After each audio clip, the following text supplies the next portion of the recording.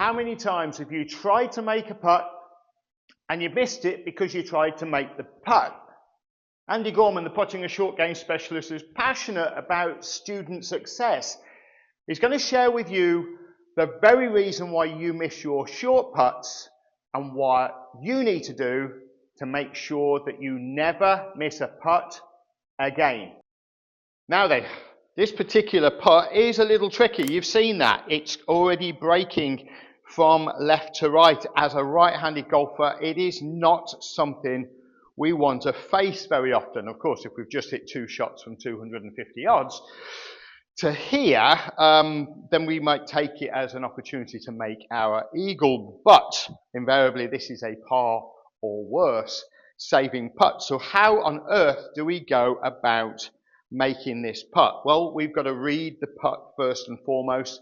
We need to pace it off in order to be able to establish the distance and the amount of break required. 1, 2 paces. That's 6 feet.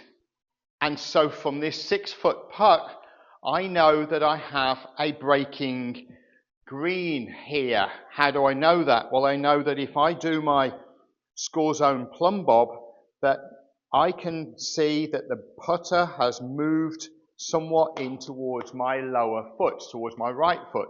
The ball is moving towards the right-hand side. So I need to be aiming the putter somewhat to the left. So I can line the golf ball up. It's a good reason to do so, because if we can get the ball lined up somewhat left of the hole, but how much? Well, by my calculations and by the score zone green reading system, we can actually apply a 2% break on this putt with a 6-foot break on this. This has got 6 inches of break moving from the center of the hole. I'm going to be aiming at about a cup left of the hole. Let's say about. The cup is 4 1/4 inches wide, so somewhere around about a cup width I've got to play with. So I'm looking at around 3 inches or so worth of aperture for the ball to go into the hole. Think about it. That's about 2 widths of a golf ball.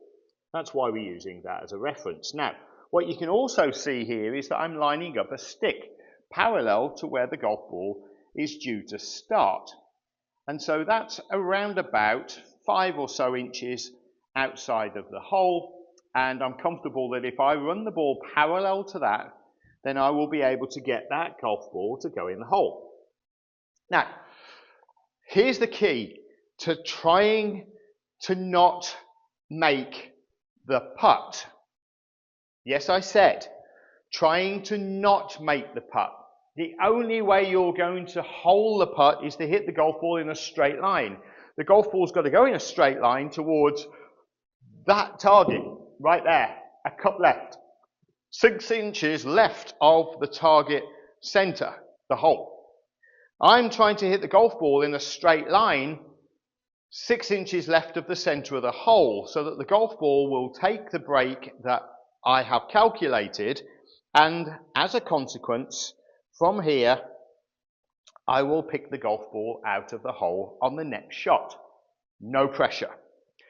All I'm going to try and do from here is to hit the golf ball in a straight line, along the line of the ruler, the stick, if you will. So what we're using is just an aluminium strip. It is really low to the ground so that the putter, as it rises through the stroke, will not make contact with it. But from here, all I'm doing is rolling the ball in a straight line at a speed that's applicable to the distance I want it to go.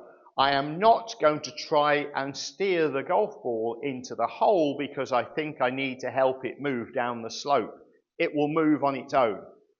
So crucial to holing any putt that you have a slope on, it is making sure that you can hit the ball in a straight line and let the straight line move the ball down the slope.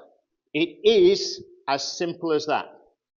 Many of my students will tell you when they first get their head around it, they can't get their head around it. So we need to get the golf ball rolling in a straight line. That's your job. I can teach you how to hit the golf ball in a straight line. I can teach you how to read the greens so that we don't have any issues with where to hit it. And if we can optimize the speed around that, we're going to hit balls more often than not into the hole. Straight line putting is what it's all about. I'll see you next time.